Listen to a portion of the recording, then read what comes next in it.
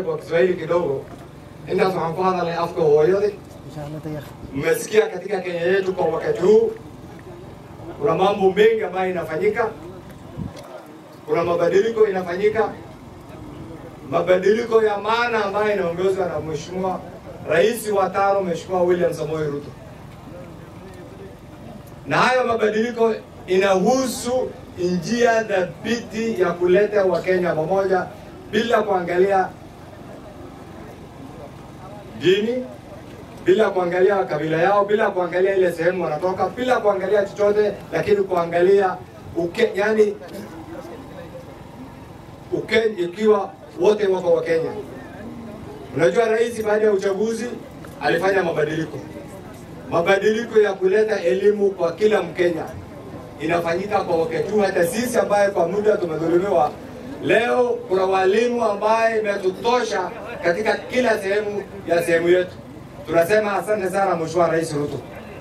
Nasikia juzi sisi tulinyanyaswa, mlikuwa mnanyimwa kipande.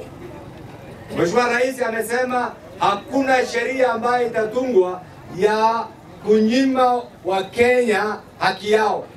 Sisi tukiwa wafugaji, tukiwa wa Somali, tukiwa Waislamu, tukiwa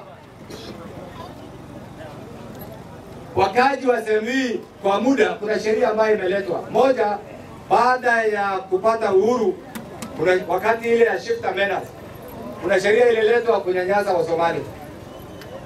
Kuna sheria ililetwa kunyima haki yetu.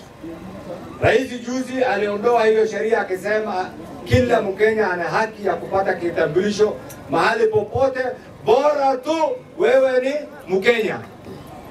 Wale wanapinga hiyo, kina mheshimiwa anatembea, tuwaite adui ya Wakenya, adui ya Wasomali, adui ya Waislamu, adui ya wafugaji, ama ni mtu mwenyewe ni adui, yeye mwenyewe ni adui ya kila Mkenya? Ni adui ya kila Mkenya. Nataka nimweleze bana Mtembea, angalia kule unatoka. Wewe ni Bukusu wako Uganda, wako Kenya. Hatujawahi kusikia Bukusu ya hii. Wajaluo wako wa Kenya, wako Kenya, wako hapa Uganda, wako South Sudan.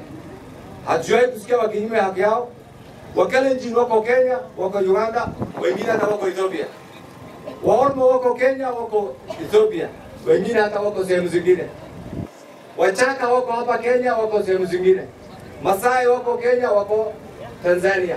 Je, Kuria wako Kenya, wako pale. Je, kitu gani wewe unakufanya uone haki yetu sisi sio kama wa Kenya? Kwa hivyo tunasema bana Mtembea, wachana na rais.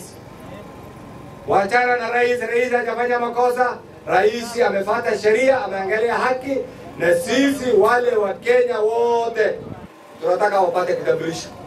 Ukiwa unaona hiyo ni ngumu, leta sheria. Sisi tuko bunge, tutakushinda kwa hiyo sheria. Lakini kwenda kupanda jukwaa huko kutusi sisi kila siku, ujue hii jamii wamevuka hata sasa.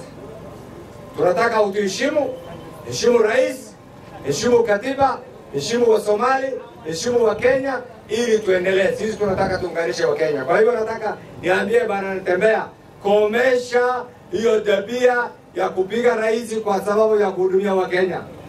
Mheshimiwa Rais, tunataka tukueleze, usiuziwe uoga. Unafanya kazi nzuri, tutasimama na wewe, endelea kuhudumia wa Kenya. Ya pili, najua kwa wakati huu kuna ile inaitwa broad based government.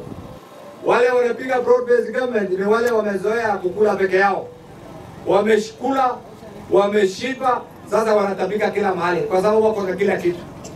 Mheshimiwa Rais, makabila zote 47 wanahitaji huduma, uendelee. Na mimi naiulize wajumbe na wakaji wa sehemu ya wafugaji na sehemu zingine ambayo iliwachwa nyuma, tujitokeze bila uoga, tuunge mkono serikali ya Mheshimiwa William Ruto kwa sasa na hata kwa ile uchaguzi ya 2027.